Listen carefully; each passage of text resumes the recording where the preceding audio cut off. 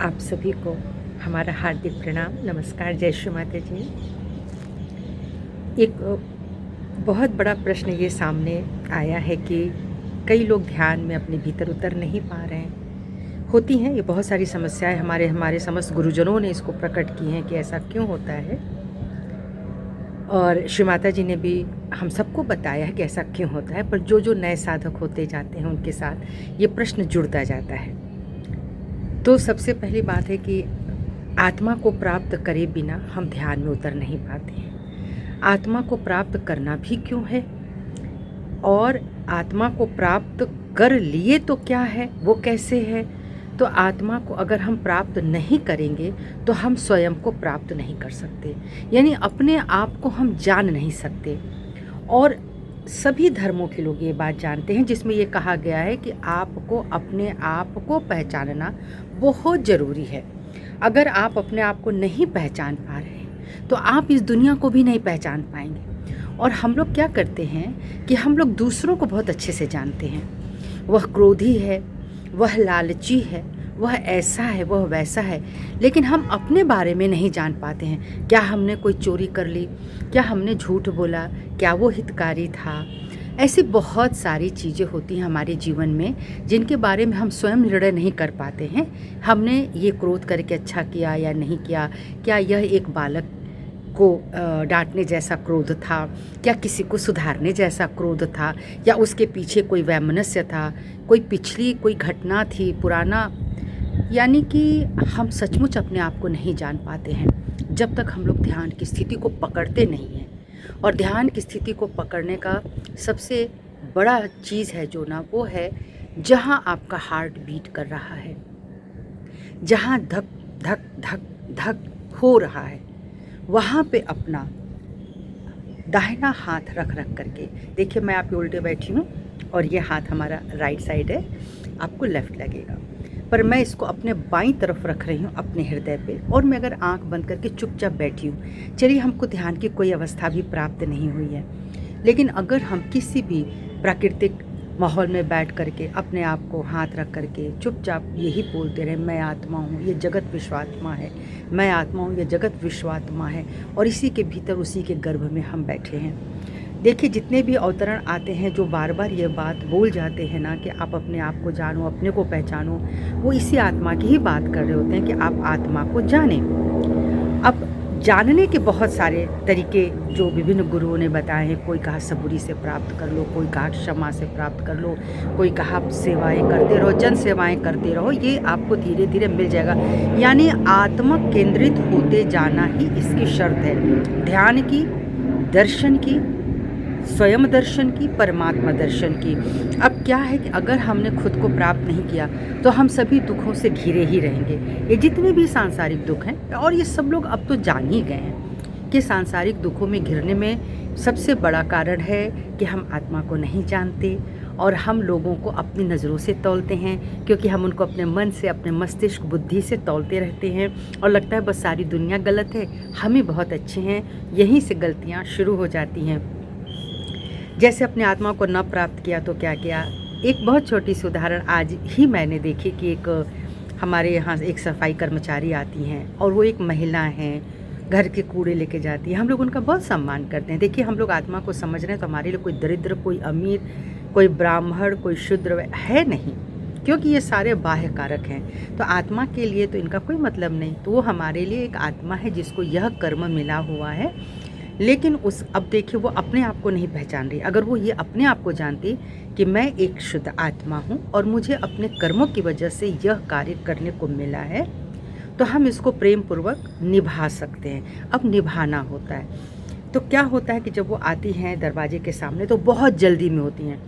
2 minute यदि आपको अपना दरवाज़ा खोलने में, ज़रा सा आप कहीं से आकर के उस कमरे से आप आके दरवाज़ा खोलते हैं ना, तो नाराज़ हो जाती हैं। जल्दी खोलो, जल्दी करो, बहुत काम है। नेचुरली उनको बहुत काम है, बहुत घरों में जाना है, कूड़ा इकट्ठा करना है। हम लोग अगर बोलते हैं कि हाँ आ रहे हैं, तब तक वो पता नहीं क्या क्या बड़बड़ाने लगती हैं। अब मैं उनके स्वभाव को नहीं बताने जा रही हूँ, मैं ये बता रही हूँ कि आत्मा की प्राप्ति न हो तो क्या क्या हो जाता है। जब हम लोग जाते हैं तो उनके चेहरे पर एक गुस्सा, एक असंतुष्टि, एक चिढ़ मची रहती है। हो सकता है वो कई घरों से आई हों, न जाने क्या-क्या सुन के आई हों। फिर उनको कूड़ा देते हैं। कूड़ा देने में अगर हमने ये बोल दिया कि देखिए इसकी आप पन्नी जो लगी है वो मत निकालिएगा, कूड़े सूखे हैं, और बार-बार ज़्यादा पन्नी निकलती है ना तो वो भी पॉल्यूशन करता है, प्रदूषण करता है, तो आप कृपा करें और पन्नी ना हटा कर के आप ये सूखे कूड़े निकाल लें।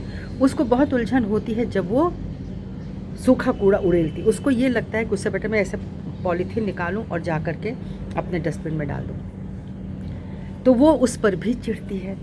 अरे क्या आप लोग करते हैं, इसमें हो जाता है, इसमें 4 बूंद पानी रह जाता है। मेरे कहने का मतलब है कि ये लोग छोटी छोटी बातों पर रिएक्ट करना शुरू करते हैं। छोटी छोटी बातें इनको इतनी बुरी लगती हैं। तो क्या हमारा वह अवस्था नहीं था? हमारी भी वही अवस्था थी। हमें छोटी छोटी छोटी छोटी बातें बुरी लग जाती हैं, छोटी छोटी छोटी बातें मन में घर कर जाती हैं। हमेशा मन में एक चिड़चिड़ापन रहेगा, उसने ऐसा बोल दिया, उसने ऐसा कह दिया, नहीं कहना चाहिए था, हमारी तो स्थिति अच्छी, हम तो बहुत मन से बोलने गए थे, हम तो बहुत अच्छे से बोलने गए थे। लेकिन होता क्या है ना, परमात्मा जैसे आप अच्छे बनने लगते हैं ना, तो परमात्मा भी आपकी वैसी ही एक लेयर पे लेयर उतारना शुरू करता है। अभी भी अच्छे, अभी भी अच्छे, अभी भी अच्छे, अभी भी मार पड़ी, अभी भी आपके वजूद को किसी ने ललकार दिया, तो ये बहुत बार आपके समक्ष आएगा। और जब ये समक्ष आएगा तो आप बिल्कुल हैरान ना हो कि परमात्मा आपसे नाराज़ हैं, बल्कि आप प्रसन्नता जाहिर करें कि हे परमात्मा, आपने अभी भी यह लेयर रखा था। हमें लगा हम इससे पार निकल गए, हमने इतनों को क्षमा कर दिया, हमने इतनों को दान दे दिया, हमने इतनों को प्यार कर लिया, अभी भी ये बाकी है। तो जैसे जैसे हमको मुस्कुराना आएगा कि अभी भी ये बाकी है, अभी भी मेरी परीक्षा में ये सूक्ष्म से सूक्ष्म चीज़ें आने बाकी हैं। हम अपने घर से कहते हैं ना, चैरिटी बिगन्स एट होम। तो जब हम दूसरों को प्यार दे देते हैं, गले लगा लेते हैं, घर में आते हैं तो घर में कुछ ऐसा हो जाता है जो एकदम आपके वजूद को, आपकी प्रेम को ललकार देता है, तो आप क्या कहते हैं, सब बेकार है। तो घर में सबसे बड़ी आपकी धीरज की परीक्षा घर से होती है। घर में इतने प्रकार के लोग हैं, इतनी प्रकार की आत्माएं हैं, इतने प्रकार के हमारे पूर्व जन्म के संबंध आए हैं। कोई हमको ललकारने आया है, कोई हमको पुचकारने आया है, कोई दुत्कारने आया है। सब करेंगे वैसा ही। वो भी लाचार है, उनकी भी वैसी मति बनी है, उनकी वैसी गति बनी है, उसको हमें सहना है। तो आत्मा को प्राप्त करने से हम इन सब दुखों से धीरे धीरे निवृत्त हो जाते हैं, हम उसके ऊपर हो जाते हैं। ठीक उसी तरह से जैसे हमको यीशु मसीह ने क्षमा के बारे में बताया, वो क्रूसिफाइड हो गए, सूली पर चढ़ गए। क्या उनके पास कोई ताकत नहीं थी? ऐसा नहीं था। वह वाकई, ये जो महान लोग होते हैं ना, ये जो अवतरित होते हैं, इनके पास बड़ी लीलाएं हैं, इनके पास बहुत बड़ी शक्तियां हैं। वो हम आप जैसे छोटे छोटे जगह से उठ कर के ऊपर नहीं उठे हैं, उनको उतारा ही उसी ले गया है कि आपको इस पर जाके कार्य करना होगा।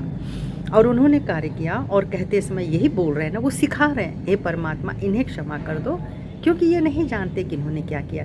तो अगर आप अच्छे हैं, बहुत भले हैं, कोई आपको सता रहा है, आरोप लगा रहा है, छीटाकशी कर रहा है, तब आप यही कहिए, हे परमात्मा इन्हें क्षमा कीजिए। ये कुछ मेरे ही ऐसी चीज़ें होंगी जो ये मेरे मुझसे निकाल रहे हैं और मुझे ऊपर की तरफ उठा रहे हैं, मुझे ऊपर फेंक रहे हैं। हम जैसे जैसे इसको सहन कर लेंगे, हम तुरंत हल्के होते जाएंगे। हम क्षमा कर देंगे तो हम उस पानी में जो हम वेट लेकर के तैर रहे थे या डूब रहे थे, उससे हम धीरे धीरे ऊपर उठ जाएंगे। तो हमारा वेट हल्का होता चला जाएगा और अंततः हम एक अग्नि की भांति हो जाएंगे, पवित्र अग्नि की भांति, जो सीधे ऊपर ही उठता चला जाता है। और एक ऐसी हवा बनेंगे जो चारों ओर खुशबू ही बिखेरेगा। जब हम में विकार होंगे तो वो गंदी हवा भी चारों ओर फैलेगी। जब हम में शुद्धता होगी, सुंदरता होगी, तो वह हवा भी चारों ओर फैलेगी। हम अपने आप को पहचानना शुरू कर देंगे। इसीलिए अपने आप को जानना बहुत ज़रूरी है। जो स्व को जाना वही परम को जानेगा, वही सारी बातों को समझेगा कि कितना प्रेम करना, कितना शुद्ध रहना, कितनी दया देना, कितना दान देना, किस चीज़ का देना, क्यों ना देना, प्रेम की परिधि क्या हो, क्षमा की परिधि क्या हो, ये सारा कुछ वह जानने लगता है। इसीलिए कहते हैं परम दर्शन हो गया।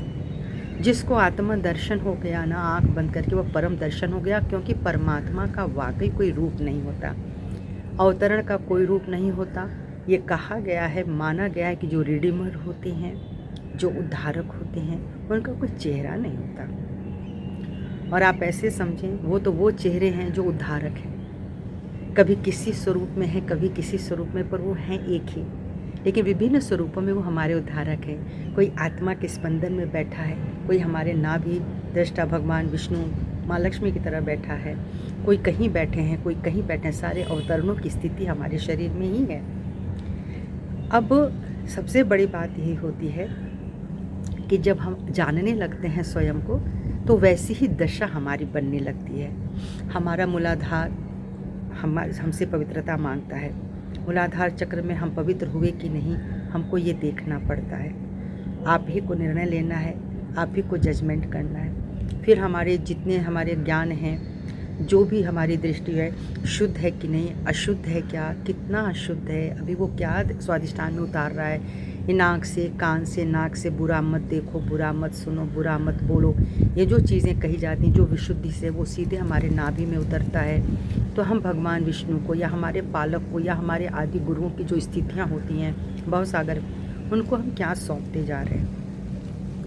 इसी तरह से जब हम नाभि दर्शन करते हैं तो हम परमात्मा की उस वाणी का दर्शन करने लगते हैं, जहाँ वह मौन तो होते हैं पर वो निरंतर हमको सलाह देते हैं। किसी भी समस्या का, प्रश्न का वो हमको सलाह देते हैं कि इसको ऐसे करो। वो नाभि पे ही जाके आता है। अगर हमारी नाभि स्वच्छ नहीं है, पानी गंदा है, भवसागर का पानी गंदा है, तो परमात्मा की कोई आवाज़ हमारे कान, मन, मस्तिष्क, हृदय तक पहुँचेगी ही नहीं। वह चित्त में आती है। तो चित्त की जो शक्ति होती है, अगर हमने उसको समझ लिया, स्ट्रॉन्ग कर लिया, तो हम परमात्मा की उस मौन वाणी को सुन सकते हैं। हृदय पश्यंती, वहाँ हम देख सकते हैं, वह दर्शन कर सकते हैं। और वह वैखरी बन कर के, वह पवित्र हृदय, पवित्र नाभि, पवित्र चित्र आप की जब वाणी से निकलता है तो वह बहुत ही पवित्र होता है। और ये होता है अपने आप को जानना, क्योंकि मुझे पता होना चाहिए कि मेरे शब्द पवित्र हैं कि नहीं, मेरी नज़र पवित्र है कि नहीं, मेरे कानों को अच्छा सुनना अच्छा लगता है या नहीं, या बुराई सुननी अच्छी लगती है, निंदा सुनना अच्छा लगता है। यही अपने आप को जानना है। जिस दिन हम जान गए, हमने कटु वचन बोला, हमने आपको कोई कुछ खराब शब्द कहे, मुझे ग्लानि हो जानी चाहिए कि मैंने आपसे ऐसे कैसे बोल दिया। और जब शुरू की अवस्था होती है, जब हम अपने आप को पूर्ण रूपेण नहीं जानते हैं, तो हम लोग इन्हीं सब बातों में उलझते रहते हैं और हमारा विकास नहीं हो पाता। लेकिन जब हम विकसित हो जाते हैं तो हम निरंतर अपनी गति को उठाते हुए, अपने आप को बचाते हुए इस दुनिया से निकलते हैं। तो कहते हैं ना, कबीरदास जी ने कहा कि ऐसे निकलो, ये काजल की कोठरी है, इससे ऐसे निकलो कि काजल आपको लगे नहीं। तो मुझे यही कहना है कि आप पहले अपने आप को जानिए, दूसरों को मत देखिए। दूसरों को देखेंगे, देखने से, सुनने से फिर आपके विचार खराब होंगे, आपको तकलीफ़ होगी, आपका हृदय खराब होगा, आपकी वाणी खराब होगी, आपकी नाभि खराब होगी, केवल अपनी ही खराबी होगी। इसलिए अपने आप को जानना बहुत ज़रूरी है। भगवान महावीर जी ने कहा है, क्यों इतने परिवर्तन हैं मनुष्य में भी, इतने परिवर्तन क्यों हैं? क्योंकि उनके चित्त में परिवर्तन है। चित्त की ऐसी ऐसी जगह प्रवृत्ति बनती है जाने की, जिसकी वजह से मनुष्य की चेतना का स्तर बदल जाता है और वो आत्मा से बहुत दूर लेते चला जाता है। तो जैसे जैसे हम अपने चित्त की साधना करेंगे, चित्त को स्ट्रॉन्ग बनाएंगे, वैसे वैसे हम अपने भीतर उतरेंगे, आत्मा का स्पर्श होगा, परमात्मा का स्पर्श होगा। इसी के साथ आप सभी को हार्दिक शुभकामनाएं, अपने जीवन को उत्थान हेतु बनाने के लिए, ध्यान करने के लिए। जय श्री माता जी। जाते जाते इतना ज़रूर कहना चाहती हूँ, आप सभी लोग बहुत अच्छे हैं, पर एक बात ध्यान रखिएगा, हम सभी के भी चेहरे अलग अलग होते हैं। जैसे हमने पहले आगे बताया ना कि रिडीमर का, उद्धारक का, अवतरणों का, आप ऐसा कोई चेहरा पहचान ही नहीं सकते हैं। आपको कौन बताएगा? अगर वो बताते हैं कि मैं उद्धारक हूँ या रिवील करते हैं कि मैं ये हूँ, तो आप बर्दाश्त कर लेंगे, आप मान लेंगे? आज हमारे सामने यीशु आकर किसी भी स्वरूप में बोल दें कि मैं ही यीशु था, आप मुझे पहचान लेंगे? नहीं पहचानेंगे, क्योंकि कोई भी चेहरा ईश्वर का एक होता ही नहीं है। इसीलिए आप ये देखें कि एक आम मनुष्य भी अपने जीवन में कितने चेहरे बनाता है। पिता का चेहरा हो गया, किसी की माँ का चेहरा हो गया, तो वही बहन भी बन जाएगी, फिर एक बेटी बन जाएगी, नानी बन जाएगी, दादी बन जाएगी, चेहरे बदल गए। हर कोई अपने अपने तरीके से चेहरा देख रहा है। इसी तरह से कोई मामा हो गया, चाचा हो गया, नाना हो गया, काका हो गया, पिता हो गया, और उसी में कोई गलत हो गया तो वो फिर, अगर कोई भी रिश्ता गलत हो गया तो वो उस स्वरूप में फिर नहीं दिखता है, वो क्रूर स्वरूप में दिखेगा, राक्षस स्वरूप में दिखेगा। चेहरा बदल गया तो इंसानी चेहरे भी बदलते रहते हैं। तो जिसके चश्मे होते हैं उसी हिसाब से वो उस इंसान को देखता है। वो कैसे पकड़ पाएगा कि ये कौन है? कोई दोस्त हो गया, आज मित्र हो गया, कल को ऐसी कोई घटना घट गई, फिर वही दोस्त वही मित्र अगर हमारे काम नहीं आया तो अब वो उसकी शक्लें बदल जाती हैं हमारे लिए। अरे वो तो बिल्कुल बेकार, जो आज इतना अजीज था वो एकदम बेकार हो गया। तो वो चेहरे का प्रेम नहीं रह गया। तो चेहरा कुछ होता नहीं है, चेहरा एक पहचान है, लेकिन चेहरा असलियत नहीं है। हर कोई अपने ऊपर न जाने कितने चेहरे लगा के घूमता है ना। बाहर ऑफिस में है तो बहुत ही बड़ा कामगार है, घर में आता है तो एक रिश्ता होता है। इसी तरह से बहुत सारे चेहरे हमको मिलते हैं। अपने जीवन में भी खुद पर अनेकों चेहरे लगाने पड़ते हैं। तो जब एक चेहरा सच्चा आ जाता है, मैं यही हूँ, मैं यही हूँ, तुमने चाहे मुझे जिस भी दृष्टि से देखा, मैं एक छोटे से बच्चे के लिए भी वही हूँ, वही प्रेमी हूँ। मैं एक बड़े के लिए भी वही प्यार रख रही हूँ, निर्वाज्य। मैं उस बुज़ुर्ग को भी उसी दृष्टि से देख रही हूँ। तो जब मैं सम दृष्टि से देखना शुरू करूँगी तो क्यों ना मेरी समाधि लगेगी। तो हमारी समाधि ऐसे लगती है। तो हम ऐसे सबको प्यार बराबर स्वरूप में करते हैं, आत्मा स्वरूप में करते हैं। तो जब हम आत्मा बन जाएंगे तभी हम आत्मा स्वरूप में सबको समझेंगे। तो ये एक बहुत बड़ी चीज़ थी जो हमें अपने भीतर सदैव याद रखना है, रखनी ही चाहिए। हम सब एक आत्मा है। तो हम न भाषा, क्षेत्र, देश, इसमें हम बटेंगे नहीं, लेकिन क्या सभी ऐसा कर पाएंगे? प्रश्न यह बहुत बड़ा है। सभी को मेरा नमस्कार।